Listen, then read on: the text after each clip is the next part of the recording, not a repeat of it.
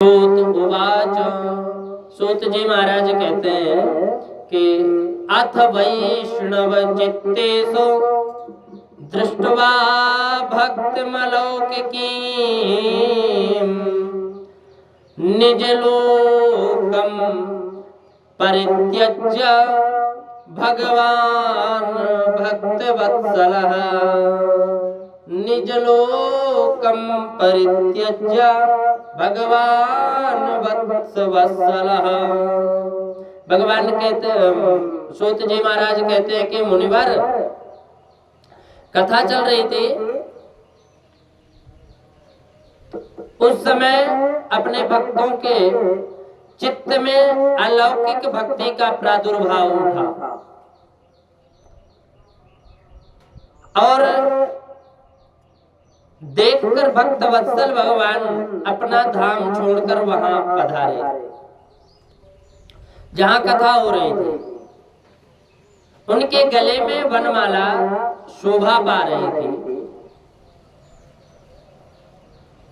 और श्रीअंग सजल जलधर के समान श्याम वर्ण था भगवान का। मनोहर पीतांबर सुशोभित था, कटि प्रदेश करधनी की लड़ियों से सुसज्जित था, सिर पर मुकुट की लकटक और कानों में कुंडलों की झलक देखते ही बनती थी भगवान की। ऐसा दिव्य श्रृंगार। वे त्रिभंग ललित भाव से खड़े हुए चित्त को चुरा लेते। वक्षस्थल पर कौस्तुभ मणि चमक रही थी। सारा श्रीअंग श्री हरि चंदन से चर्चित था। उस समय उस रूप की शोभा क्या कहें। कितना अच्छा मनोहर स्वरूप भगवान के। वे परम आनंद चिन्ह मूर्ति, मधुर मुरलीधर, ऐसी अनुपम छवि से अपने भक्तों के निर्मल चित्त में आविर्भूत हुए। भगवान ऐसी कृपा करके और अपने भक्तों को दर्शन देने विराजमान हुए। वैकुंठवासिनो ये च वैष्णवायुध्यवादयः तत्कथा श्रवणार्थं ते गुणरूपेण संस्थिता। ऐसे भगवान के नित्य लोक निवासी लीला परिकर उद्धव आदि वहां गुप्त रूप से कथा सुनने के लिए आए हुए थे। भगवान प्रकट होते ही चारों ओर जय जयकार होने लगी और उस समय भक्ति रस का अद्भुत प्रभाव चला और बार बार अबीर गुलाल और पुष्पों की वर्षा, शंखों की ध्वनि। उस सभा के में जो लोग बैठे थे ना, उसे अपने देह का और अपनी आत्मा की भी कोई सुध नहीं थी। ऐसी भक्ति देवी भगवान के आते ही तन्मय। और ये तन्मय देख करके नारद जी कहने लगे, अलौकिकोऽयं महिमा मुनीश्वरा सप्ताह जन्योद्य विलोकितो मया मूढ़ा सठाये पशु पक्षिणोत्रेय सर्पे निष्पातमा भवन्ति। अलौकिक हो रहा है। मुनीश्वर गण आज सप्ताह श्रवण की मैंने यह बड़ी ही अलौकिक महिमा देखी। सप्ताह जन्योत विलोकितो मया, मैं ऐसा अलौकिक विलक्षण दृश्य देखा जहां मूढ़ा सठा ये पशु पक्षिणोत्र सर्वेपि निष्पात पतमा भवन्ति।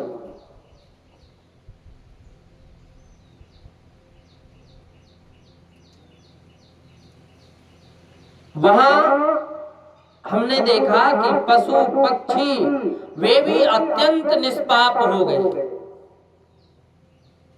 इसमें संदेह नहीं कि कलिकाल में चित्त शुद्धि के लिए इस ईश्वर, इस भगवत महायज्ञ का जो शरण लेता है, संसार में उसे कोई नहीं रोक सकता पवित्र होने से। वो हमेशा भगवत कृपा से, श्रीमद् भागवत महापुराण के श्रवण से हमेशा पवित्र हो जाते हैं, कोई भी हो। कहते प्रकाशिता कोप नवीन मार्गा, कृपालुभिर्लोकहितं विचार्य प्रकाशितः कोपि नवीन मार्गा। तो ये नया नवीन मार्ग मिल जाता है। इतना ही नहीं, पापी से पापी हो उसको भी सनकादिक ने कहा कि जो लोग सदा तरह तरह के पाप, अनेक पाप करते हैं, निरंतर दुराचार में ही वो तत्पर रहते हैं, सुबह से शाम तक वो हमेशा पाप करते हैं, उनका उल्टे मार्गों में चलना कार्य है। क्रोधाग्नि से जलते रहने वाले कुटिल हैं, काम परायण हैं, वे सभी इस कलिकाल में सप्ताह यज्ञ से पवित्र हो जाते हैं। जो सत्य से च्युत है, जो कभी जीवन में अपने सत्य नहीं बोला,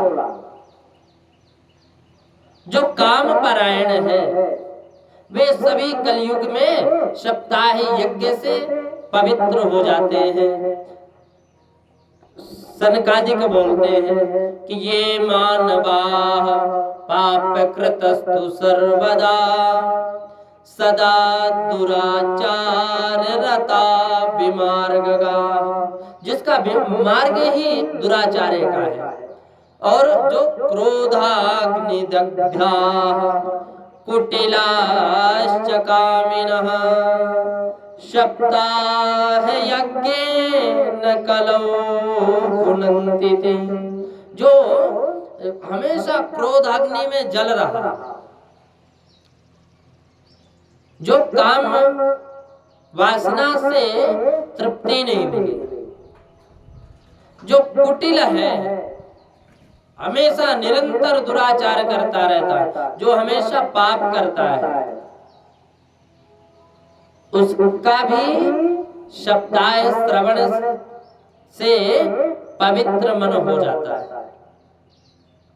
और जो सत्य से च्युत है, माता पिता की निंदा करने वाले हैं, तृष्णा के मारे व्याकुल है, अधर्म से आश्रम धर्म रहित दंभी दूसरों की उन्नति देखकर जलने लगते हैं,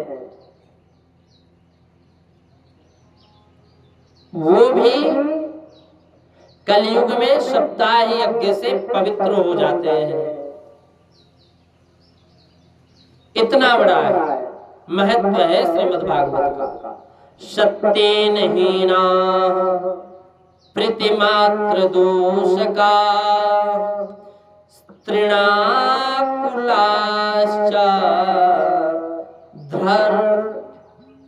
धर्म विवर्जिता।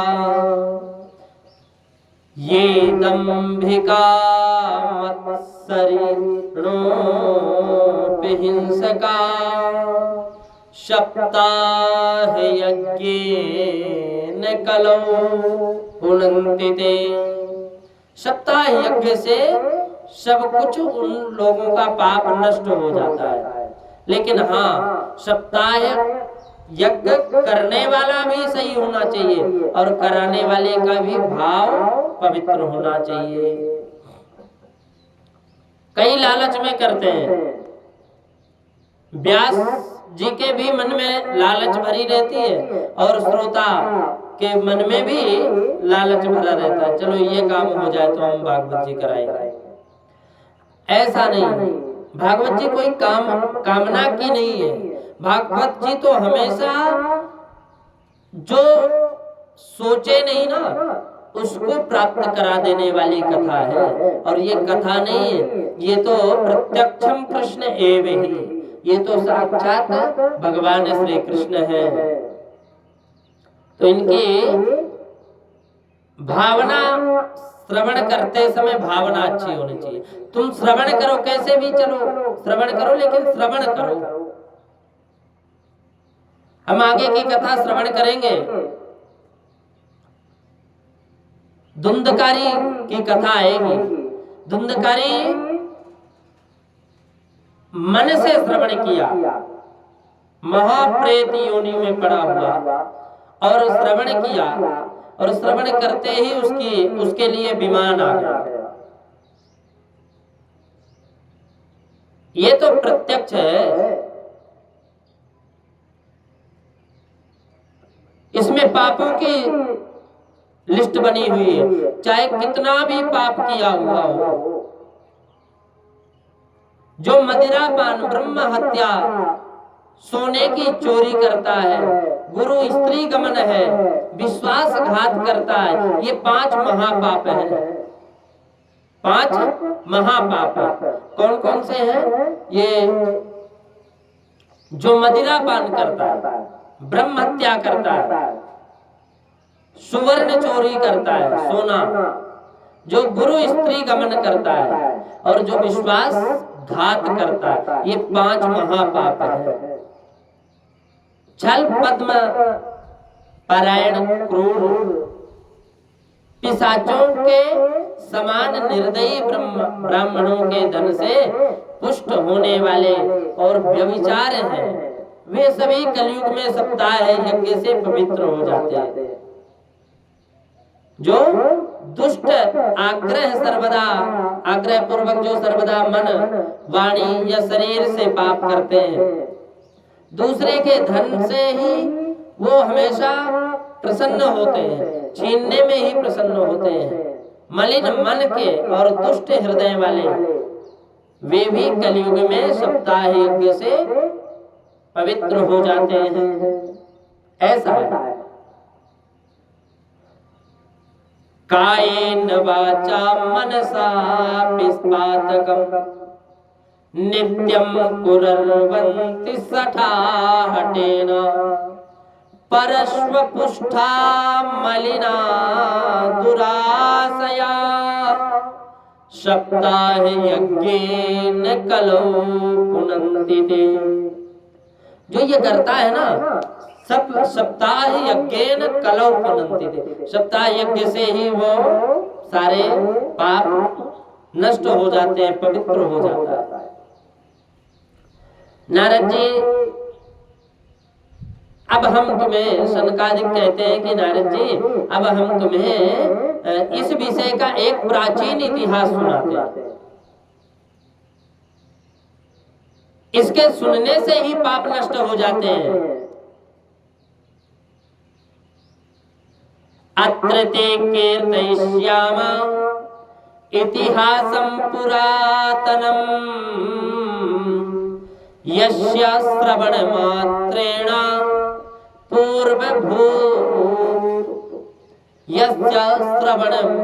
मात्रेण पाप हानि प्रजायते।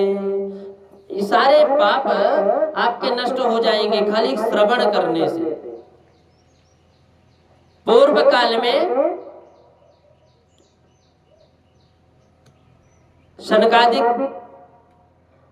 कथा बताते, कथा करते हैं। कथा में कहते हैं कि पूर्व काल में तुंगभद्रा तटे पूर्वं भूत्पत्तनमुत्तमम् यत्र वर्णाः स्वधर्मेण सत्य सत्कर्म तत्पराः। एक पूर्व काल में तुंगभद्रा नदी के किनारे एक अनुपम नगर बसा हुआ था। वहां सभी वर्णों के लोग अपने अपने धर्मों का आचरण करते हुए सत्य और सत्कर्मों पर तत्पर रहते थे, वो चलते थे। उस नगर में समस्त वेदों का विशेषज्ञ और श्रौत स्मार्त कर्मों में निपुण एक ब्राह्मण रहता था। उसका नाम था आत्मदेव। वह साक्षात दूसरे सूर्य के समान तेजस्वी थे और वह धनी होने पर भी भिक्षाजीवी था। उसकी प्यारी पत्नी, उसका नाम था धुंधली, कुलीन और सुंदरी होने पर सदा अपने बात पर अड़ जाने वाली थी। पंडित जी जितना वेद परायणी, जितना संतुष्टि, जितना शांत स्वभाव, उसके उल्टा उनकी पत्नी थी। नाम भी धुंधली, यथा नाम तथा गुण।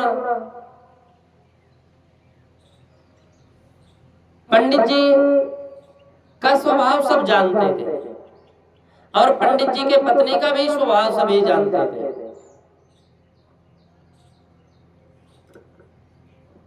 उसे लोगों की बात करने में सुख मिलता था। इधर उधर करने में कई महिलाएं ऐसी होती हैं जिनको इधर उधर की बात करने में बड़ा आनंद आता है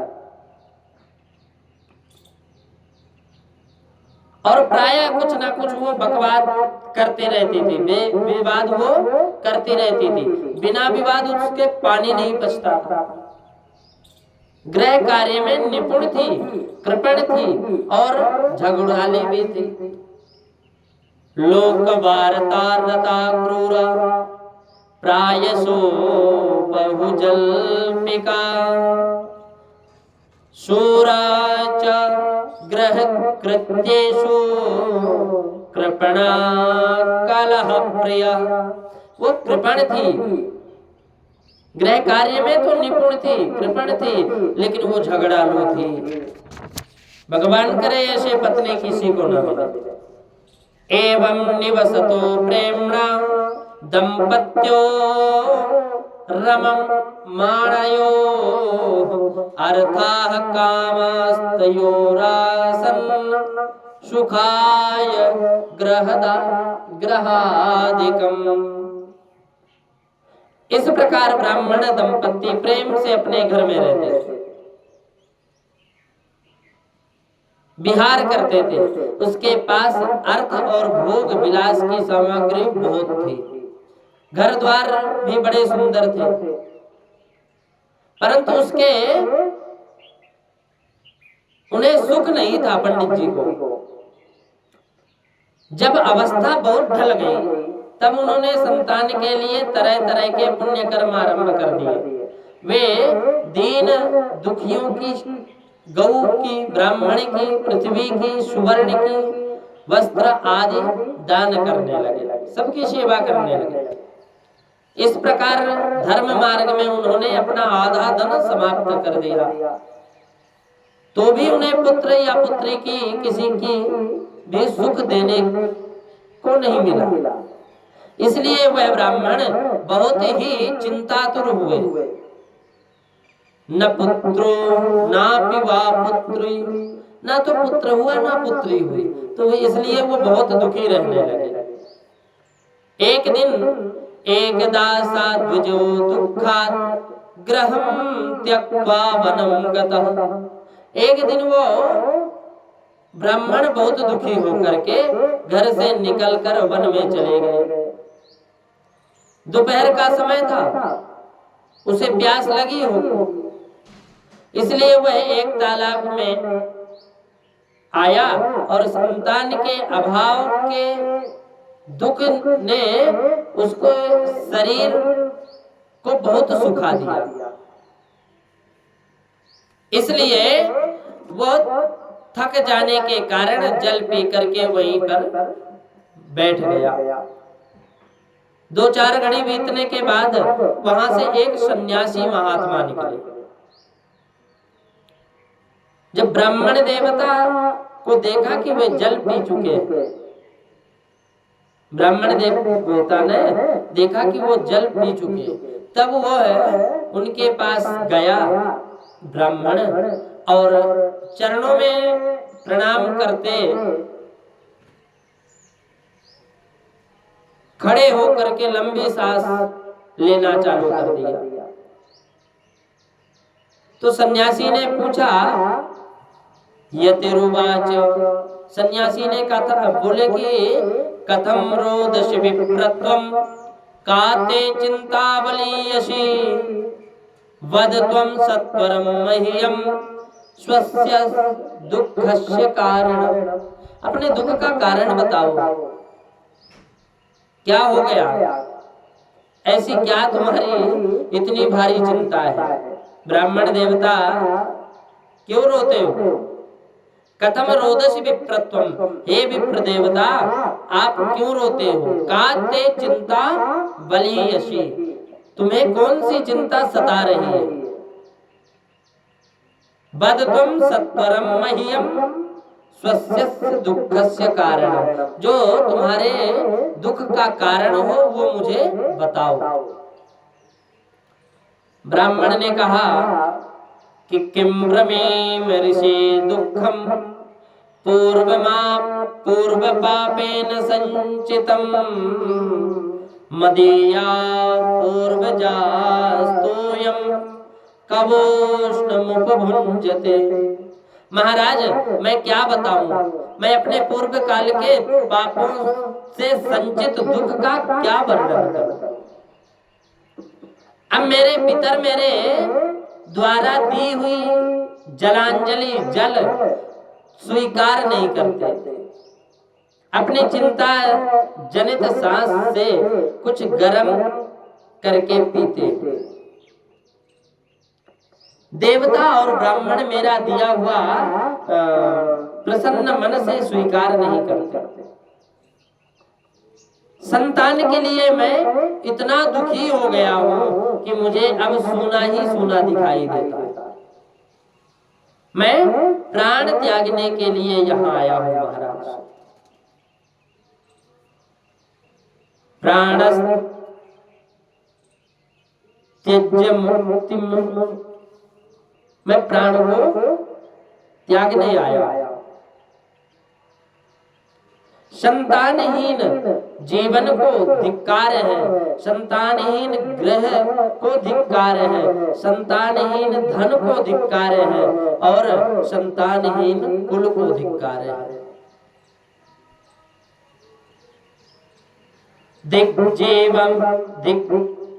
जीवितम प्रजाहीनम दिग्ग्रहं च प्रजा विना दिग्धनं चानपत्यस्य दिक्कुलं संतति बिना। बोले धिक्कार है संतान के बिना धन, धिक्कार है संतान के बिना कुल, धिक्कार है और संतान के बिना वो घर, धिक्कार है। महाराज मैं पाल्यते या मया धेनु सा वंद्या सर्वथा भवेत्। मैं जिस गाय को पालता हूँ वह भी सर्वथा बाँझ हो जाती है। जो पेड़ लगाता हूँ, जो मया रोपितो वृक्षा सोपि बन्ध्यत्वमाश्रयेत्, जो मैं पेड़ लगाता हूँ महाराज उस पर फल फूल भी नहीं लगते। मेरे घर में जो फल आता है वह बहुत जल्दी सड़ जाता है। यत् फलम मद ग्रह्यातम तच्च शीघ्रम विनश्यति, वो जल्दी से वो फल सड़ जाता है, विनाश हो जाता है, खत्म हो जाता है। यत् फलम मद ग्रह यातम, मेरे घर में जो फल आता है ना वो सारे खराब हो जाते हैं, सड़ जाते हैं। जब मैं ऐसा अभागा और पुत्रहीन हूं, तब फिर इस जीवन को जीकर, इस जीवन को रखकर मुझे करना क्या है? यो कहकर ब्राह्मण देवता दुख से व्याकुल हो गए और उन सन्यासी महात्मा के पास फूट फूट कर रोना प्रारंभ कर दिया। उन यति वर के हृदय में, महात्मा के हृदय में करुणा उत्पन्न हुई और वो अपने योग निष्ठ थे, महात्मा बहुत पहुंचे हुए थे।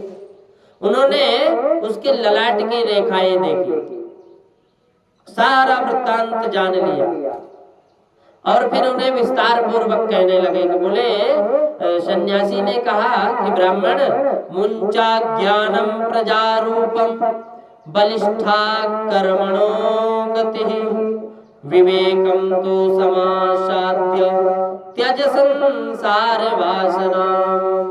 मैंने तेरे ब्राह्मण इस प्रजा प्राप्ति का मोह त्याग दो, कर्म की गति बड़ी प्रबल है, विवेक का आश्रय लेकर संसार की माया को छोड़ दो। मैंने तुम्हारे प्रारब्ध की रेखाओं को देख लिया,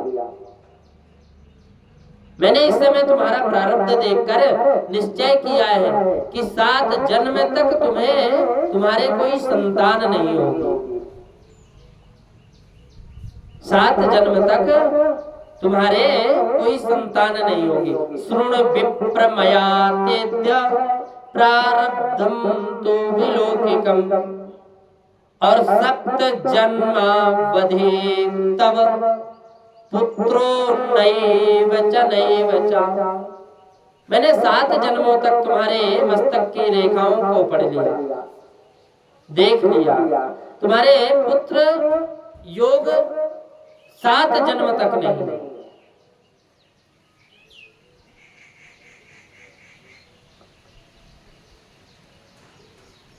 संतान किसी प्रकार नहीं हो सकती। पूर्व काल में राजा सगर और अंगों को संतान के कारण दुख भोगना पड़ा।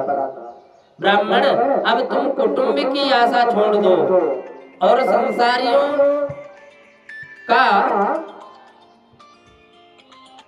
संसारियों का आशा छोड़ो। ब्राह्मण देवता जिसमें पुत्र स्त्री आदि का सुख नहीं है, ऐसा संन्यास तो सर्वदा नीरस ही है। लोक में सरस तो पुत्र पौत्र आदि से भरा हुआ पूरा गृहस्थ आश्रम ही है। ब्राह्मण ऐसा आग्रह देखकर तपोधन ने कहा कि विधाता के लेख को मिटाने का हट करने से राजा चित्रकेतु को बड़ा कष्ट उठाना पड़ा। इसलिए ये देव जिसके उद्योग को कुचल देता है, उस पुरुष के समान तुम्हें भी पुत्र से प्राप्ति नहीं मिल सकती।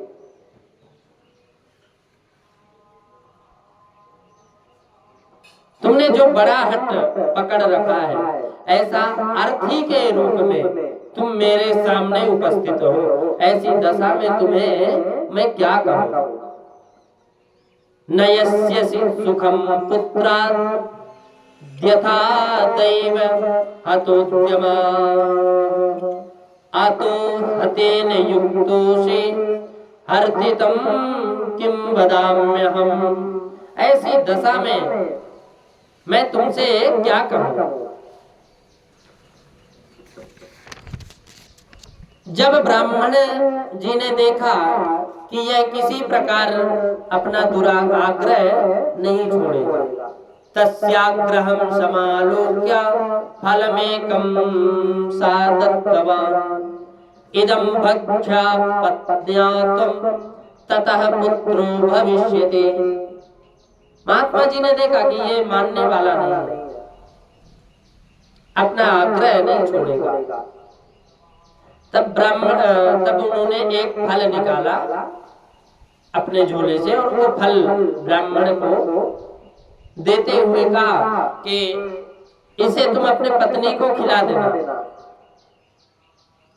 इससे उसके एक पुत्र होगा। तुम्हारी स्त्री को 1 साल तक सत्य, शौच, दया, दान और एक समय अन्न खाने का नियम करना चाहिए।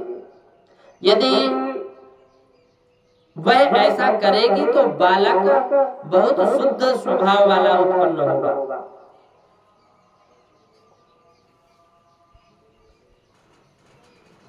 इतना कहकर कि योगी राज तो चले गए।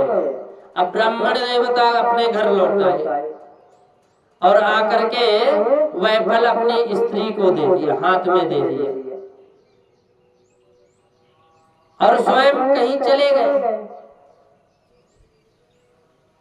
उस स्त्री तो कुटिल स्वभाव की थी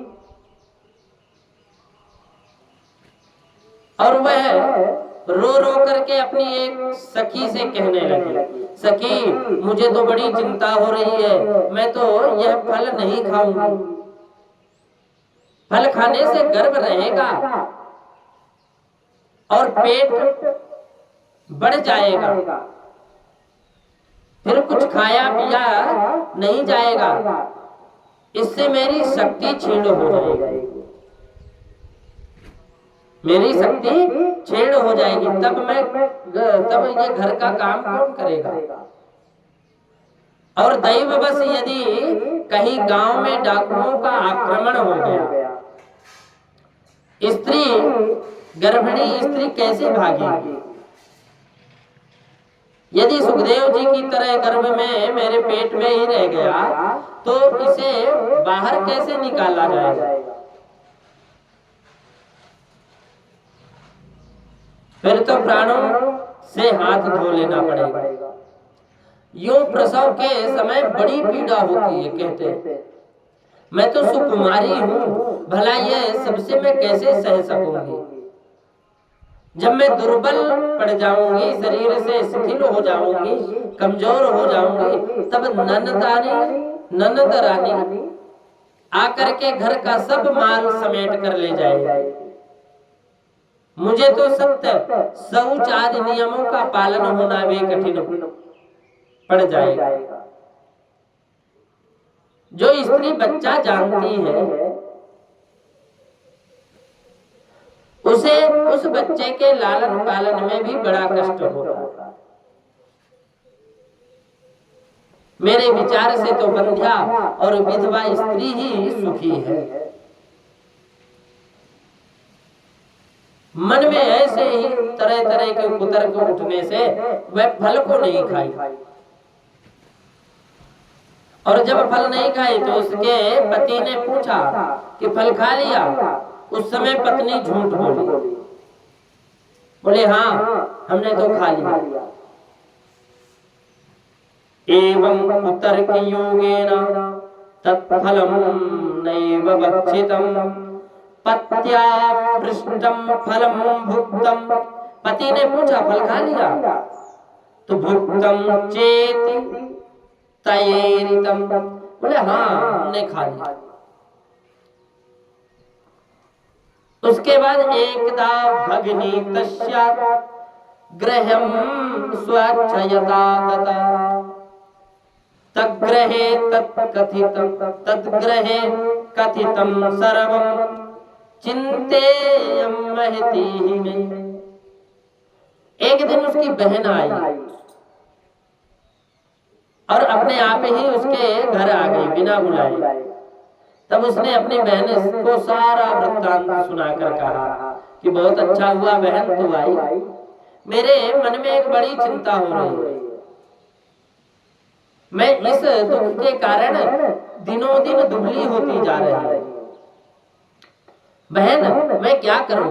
बहन ने कहा कि मेरे पेट में बच्चा है, प्रसव होने वाला है, वह बालक मैं तुम्हें दे दूंगी, तब तक तो गर्भवती के समान घर में गुप्त रूप से सुख से रहे। तू मेरे पति को कुछ धन दे देगी। छोटी वाली बहन बोली कि तू मेरे पति को कुछ धन देना, तू अपना बालक वो दे देंगे। हम ऐसी युक्ति करेंगे कि जिससे सब लोग यही कहेंगे कि इसका बालक 6 महीने का होकर मर गया। मैं नित्य प्रतिदिन तेरे घर आकर के उसका पालन पोषण करूंगा।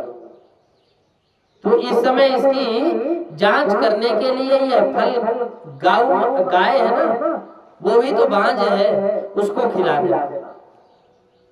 तो ब्राह्मणी ने स्त्री स्वभाववश जो जो उसकी बहन ने कहा वैसे ही सब किया। इसके पश्चात समय अनुसार जब उस स्त्री के पुत्र हुआ, तब उसके पिता ने चुपचाप लाकर उसे धुंधली को दे दिए और उसने आत्मदेव को सूचना दी, पंडित जी को सूचना दी कि मेरे सुख पूर्वक बालक हुआ। इसमें तो आत्मदेव ब्राह्मण जब सुने कि पुत्र हुआ है तो बड़े प्रसन्न हुए और सुन करके सब लोगों को बड़ा आनंद हुआ गांव के कि ब्राह्मण ने उसका जात कर्म संस्कार किया,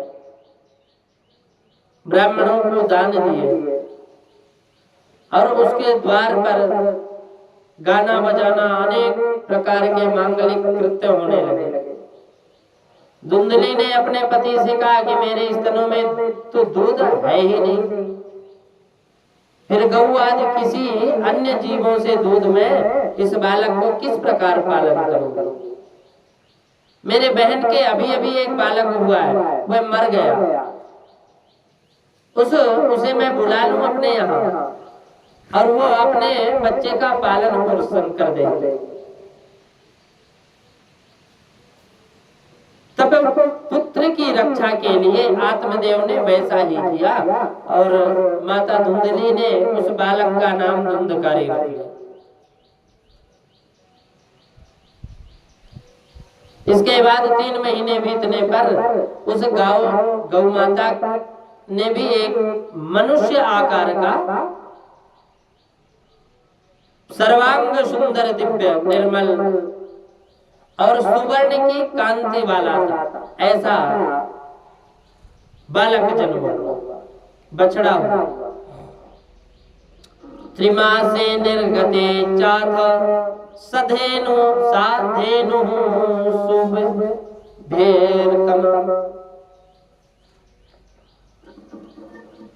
3 महीने पूरे हुए। त्रिमासे निर्गते चाथ साधेनु सुशुभेर्भकम शर्वांग सुंदरम दिव्यम निर्मलम कनकप्रभम। बड़ा निर्मल सुवर्ण की कांति सा बालक गौ माता के गर्भ से जन्म लिया। अब पूरा मनुष्य आकार था, ये तो संत की कृपा थी ना, तो मनुष्य का आकार था, लेकिन कान गौ माता के आकार का। दृष्टवा प्रसन्नो विप्रस संस्कारान स्वयमादते मत्वाश्चर्यं जनाः सर्वे दिदृशार्थं समागताः।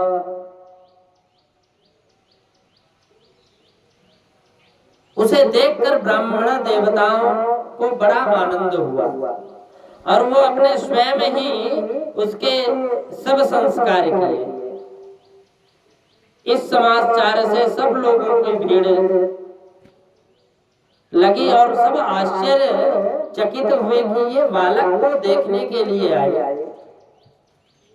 और आपस में कहने लगे, देखो भाई, अब आत्मदेव ब्राह्मण कैसा भाग्य उदय हुआ।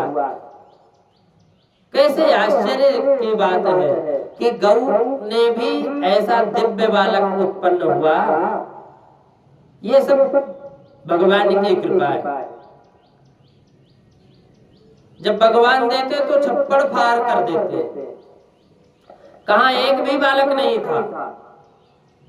और अब आज तो गौ माता ने भी बालक जन्म दिया।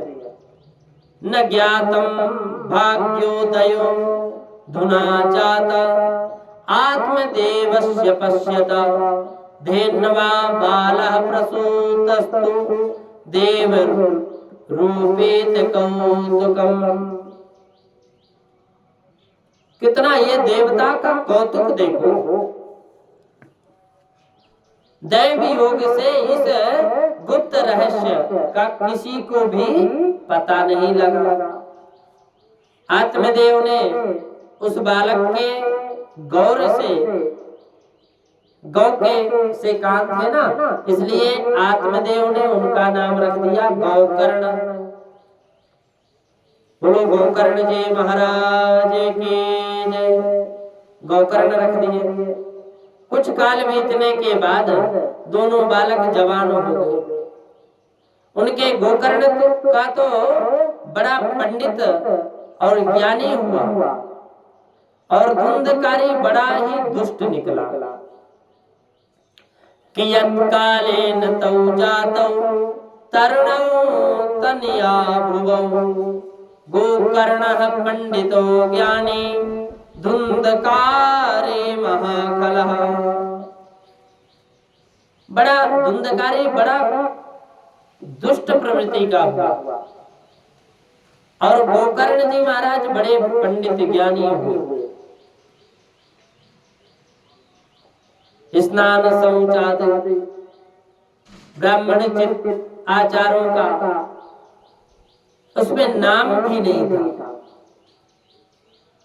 धुंधकारी में। और ना खान पान का ही कोई परहेज था। क्रोध उसमें बहुत बढ़ चढ़ कर था।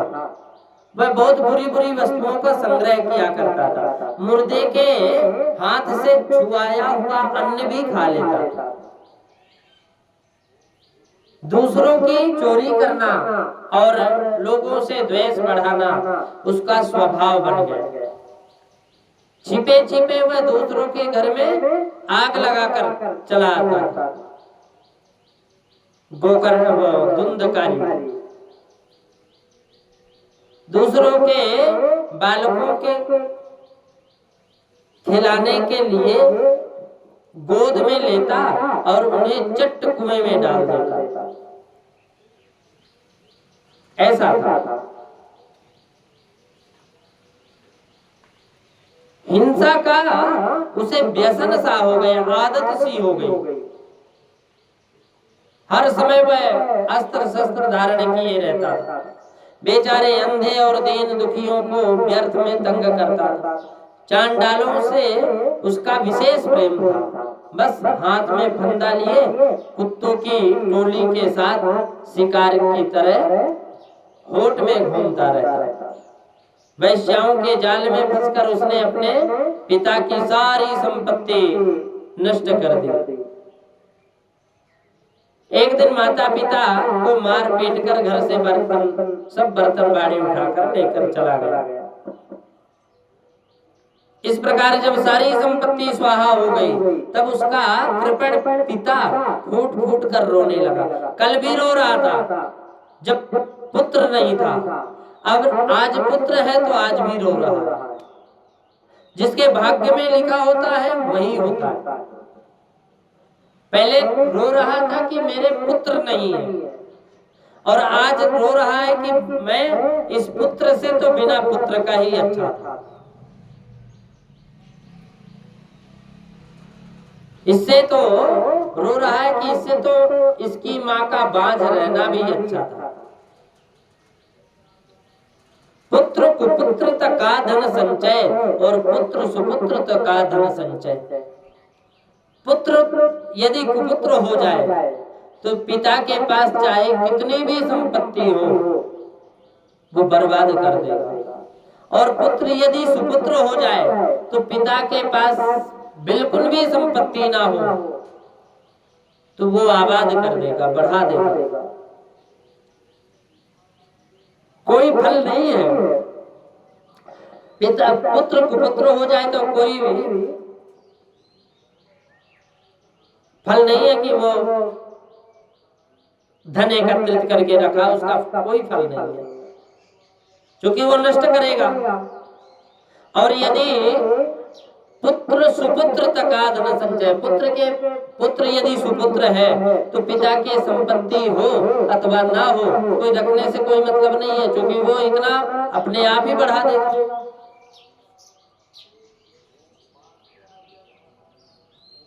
तो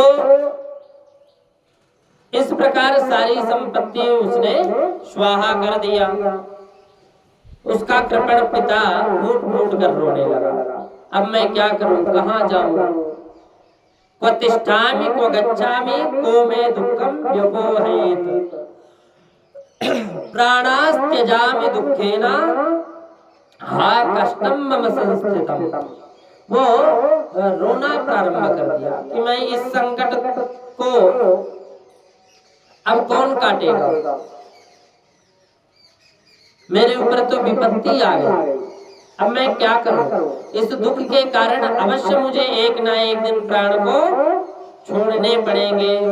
प्राणस्त्यजामि दुःखेन हा कष्टम मम संस्थितम। उस समय उस परम ज्ञानी गोकर्ण जी वहां आए और उन्होंने पिता को वैराग्य का उपदेश दिया। इदानीं तु समागत्य गोकर्णः ज्ञान संयुतः बोधयामास जनकं वैराग्यं परिदर्शयन्। वैराग्य का दर्शन कराया गोकर्ण जी महाराज। पिता को वैराग्य का उपदेश दिया, बहुत समझाया। वे बोले पिताजी यह संसार आसार है, आसार है खलु संसारो दुख रूपी विमोहका। ये सुतम सुतः कश्यम धनम कश्य स्नेहवांचल निसम। ये कुछ भी नहीं है, ये धन, ये संपत्ति, ये संसार सब आसार है, इसमें कोई सार नहीं है। यह अत्यंत दुख रूप और मोह में डालने वाला है। पुत्र किसका, धन किसका, स्नेहवान पुरुष रात दिन दीपक के समान जलता रहता है। सुख ना तो इंद्री को है और ना चक्रवर्ती राजा को है। सुख ही है तो केवल विरक्त एकांत जीवी मनुष्यों को है। सुख किसी को नहीं है। न चेन्द्रस्य सुखम किंचन सुखम चक्रवर्तिनः सुखमस्ते विरक्तस्य मुनिरेकांत जीवनम। मुनिरेकांत जीवनः, जिसका जीवन एकांत में है। मंचा ज्ञानम प्रजारूपम मोहतो नरके गते निपतिष्यति दो देहोयम सर्वं त्यक्त्वा वनं व्रज। कहते कि ये मेरा पुत्र है, ये मेरा पुत्र है, इस अज्ञान को छोड़ दीजिए महाराज। पिताजी, मोह से नरक की प्राप्ति होती है। यह संसार, यह तो शरीर नष्ट हो जाता है, नष्ट होगा, इसलिए सब कुछ छोड़कर वन में चले जाओ। त्यक्त्वा वनं व्रज निपतिष्यति देहोयम सर्वं त्यक्त्वा वनं व्रज। सब कुछ छोड़ दो और आप वन में चले जाओ। तद्वाक्यं तु समाकर्ण गन्तुकामः पिता ब्रवीत् किं कर्तव्यं वने तात तत्त्वं वद सविस्तरम्। गोकर्ण जी के वचन सुनकर आत्मदेव ब्राह्मण बन जाने को तैयार हो गए। उनसे कहने लगा कि बेटा, वन में रहकर मुझे क्या करना चाहिए, यह मुझसे विस्तार पूर्वक कहो। मैं बड़ा मूर्ख हूँ, अंधे कूपे। बोले कि बड़ा मूर्ख हूँ, क्या करना चाहिए।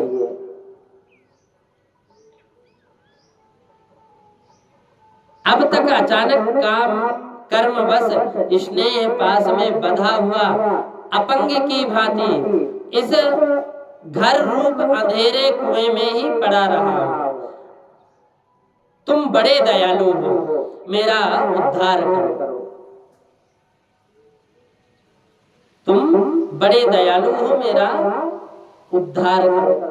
तद्वाक्यं तु समाकर्ण्यं गन्तुकामः पिता ब्रवीत् किं कर्तव्यं वने तात तत्त्वं वद सविस्तरम्। अंधकूपे स्नेह पासे, अंधकूप में मैं स्नेह के पास से बंध पंगुहरम सटः, मैं ये घर में कुएं के जैसे घर में ही पड़ा रहा, प्रेमवश स्नेहवश। पंगुरहम सठा, अंधकूपे स्नेह पासे बद्धा पंगुरहम सठा। कर्मणा पतितो नूनम समुद्र दयानिधे।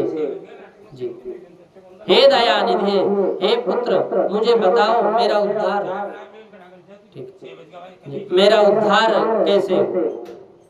गोकर्ण उवाच, गोकर्ण जी महाराज ने कहा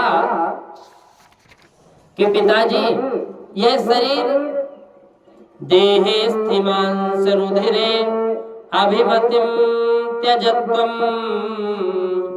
जाया सुतादिषु सदा ममतां विमुञ्च पश्यानिशं जगदिदं क्षणभङ्गनिष्ठः धर्म। पश्यानिशं जगदिदं क्षणभङ्गनिष्ठं वैराग्यरागरसिको वैराग्यरागरसिको भवभक्तिनिष्ठः धर्मं भजस्व सततं त्यज लोकधर्मान् सेवस्व साधु पुरुषान् जहि कामतृष्णाम् अन्यस्य दोष गुण चिंतन माशु मुक्त्वा सेवा कथा रसमहो नितरां पिबत्वं सेवा कथा रसमहो नितरां पिबत्वं। गोकर्ण जी महाराज ने कहा कि पिताजी, देहे स्थिमांस रुधिरे अभिमतिं त्यजत्वं, यह शरीर हड्डी मांस और रुधिर का पिंड है, इसे आप में मानना छोड़ दें और स्त्री पुत्र आदि को अपना कभी मत मानो। इस संसार को रात दिन क्षणभंगुर देखें, इसको इसकी किसी भी वस्तु को स्थायी समझकर उसमें राग ना करें, उसमें प्रेम ना करें, उसमें अनुराग ना करें। बस एकमात्र वैराग्य से रसिक होकर भगवान की भक्ति में लगे रहो। भगवत भक्त जन सबसे बड़ा धर्म है। क्या है? भगवान का भजन ही सबसे बड़ा धर्म है। धर्मं भजस्व सततं त्यज लोक धर्मान् सेवस्व साधु पुरुषान् जहि काम तृष्णाम्। बोले कि भगवान का भजन ही सबसे बड़ा धन है, निरंतर उसी का आश्रय लिए रहो। अन्य सब प्रकार के लौकिक कर्म धर्मों में ये जो सुख है इसको छोड़ दो। सदा महात्माओं का संग करो। सेवस्व साधु पुरुषान जय काम तृष्णाम। आप लोग सदा संतों का सेवा करो, सदा साधु जन की सेवा करें, भोगों की लालसा को पास ना फटकने दें। जल्दी से जल्दी दूसरे के गुण का दोष का विचार करना छोड़कर एकमात्र भगवत सेवा और भगवान की कथा के रस का ही पान करें। सेवा कथा रसमहो निरताम पिबत्वम। सेवा कथा का ही पान करें। इस प्रकार पुत्र की वाणी सुनकर प्रभावित होकर आत्मदेव ब्राह्मण ने घर को छोड़ दिया और वन की यात्रा करने के लिए चले गए। एवं सुतो वसतो विग्रहं विहाय यातो वनम स्थिर मतिर्गत 60 वर्षः युक्तो हरेरनुदिनं परिचर्ययासौ श्री कृष्ण मापनियतम दशमस्व पाठा। श्री कृष्ण मापनियतम दशमस्य पाठा। इस प्रकार पुत्र की वाणी से प्रभावित होकर आत्मदेव ने घर को छोड़ दिया, वन की यात्रा के लिए वो चले गए। यद्यपि आयु उस समय 60 वर्ष की थी, फिर भी बुद्धि में पूरी दृढ़ता थी। वह रात दिन भगवान की सेवा पूजा करने लगे। नियम पूर्वक भगवान के 10वें स्कंद का पाठ करते थे। श्रीमद् भागवत का 10वें स्कंद का पाठ करते थे और वो उसने भगवान श्री कृष्ण चंद्र की को उन्होंने प्राप्त कर लिया, भगवान को प्राप्त कर लिया। जीवन सुधारने वाली श्रीमद् भागवत कथा है। हम लोग श्रीमद् भागवत महात्म्य की कथा श्रवण करते चले आ रहे हैं और आज की कथा हम लोग आत्मदेव ब्राह्मणी की कथा का श्रवण किए। इससे आगे कल फिर हम लोग धुंधकारी और प्रेत योनि की प्राप्ति के और उसका उद्धार का श्रवण करेंगे। आज की कथा को यही विराम देते हुए इति श्री पद्म पुराणे उत्तरखंडे श्रीमद् भागवत महात्म्ये विप्रमोक्षे नाम चतुर्थो अध्याय। श्रीमद् भागवत महापुराणे की जय। सर्व सिद्धि हनुमान जी महाराज की जय। सद्गुरुदेव भगवान की जय। गौ माता की जय। जय जय श्री सीताराम। जय जय